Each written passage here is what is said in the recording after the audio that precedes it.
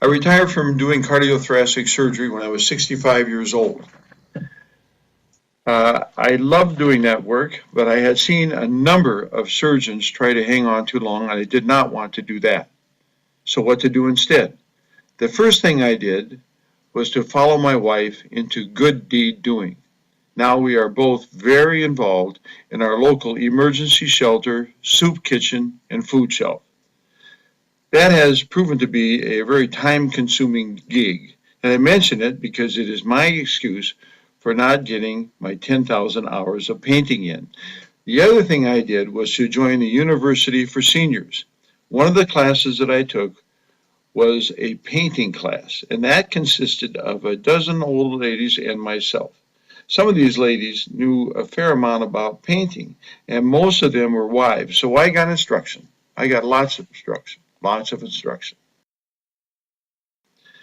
This is my first painting, and that is a pheasant.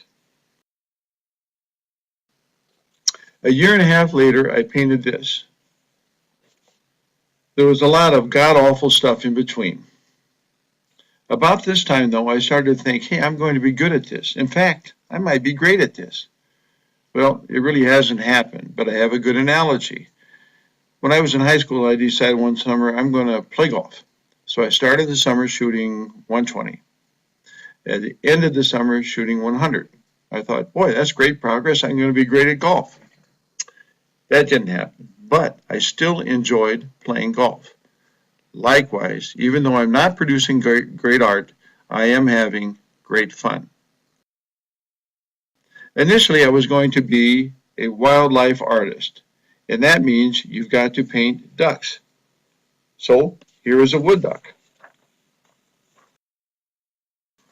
And here is a duck hunting scene.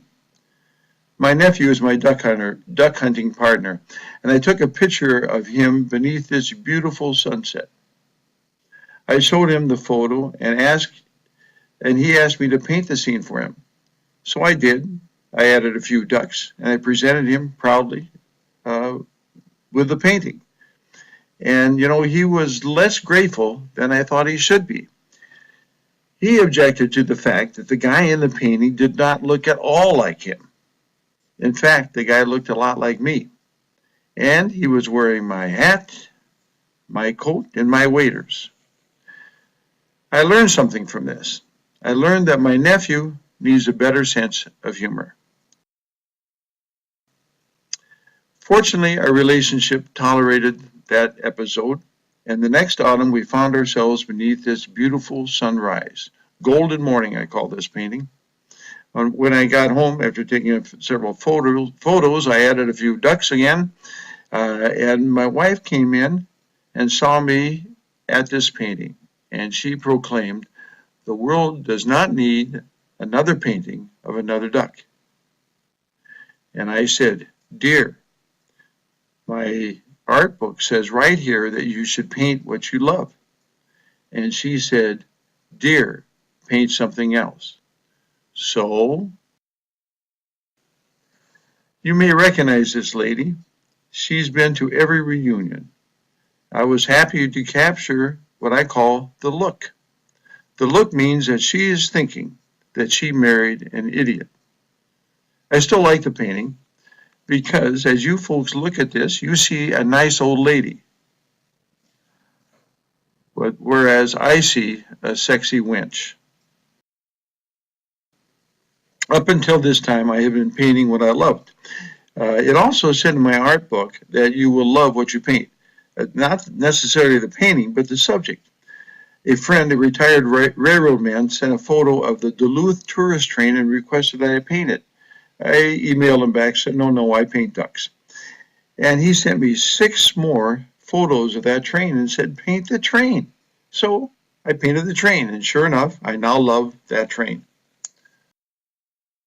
Another friend saw that train painting and asked that I paint a Malley steam engine for him.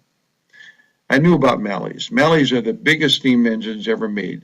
Between 1940 and 1960, they hauled iron ore from the Mesabi Iron Range down Thompson Hill to the Duluth ore docks. I painted that Mallee, and now I love that Mallee even more. In fact, I even now love Thompson Hill, which I walk in order to get a feel for the scene.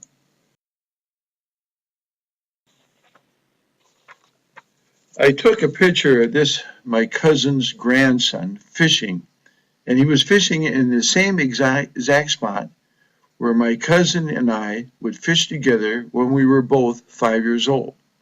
This painting was very well received by everybody in the family, except my brother, who quietly said, "I have a grandson too, don't you know?" So, this is my brother's grandson. And this painting was well received by everyone in the family, except my brother's granddaughter. So, here's my brother's granddaughter.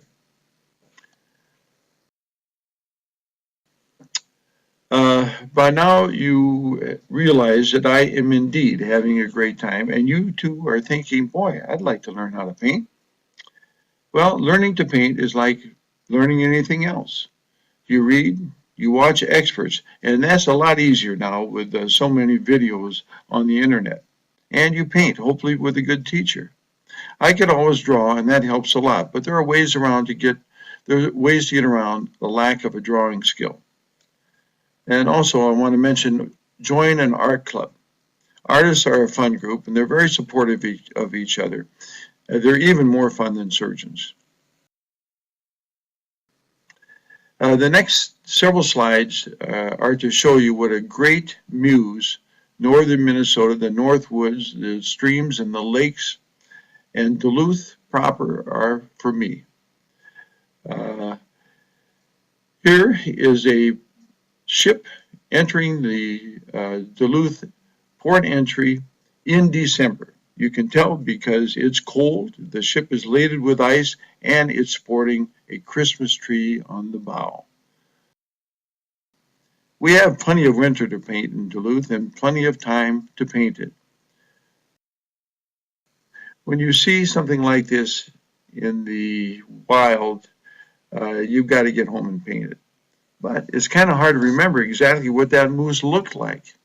But now it's easy. You just go to Google Images, moose, and you have all the moose pictures you would ever want. It used to be, now this is true, that artists would have to carry scissors around in their back pocket, and when they would go to friends' houses, they would go through magazines and calendars and cut out pictures for their file.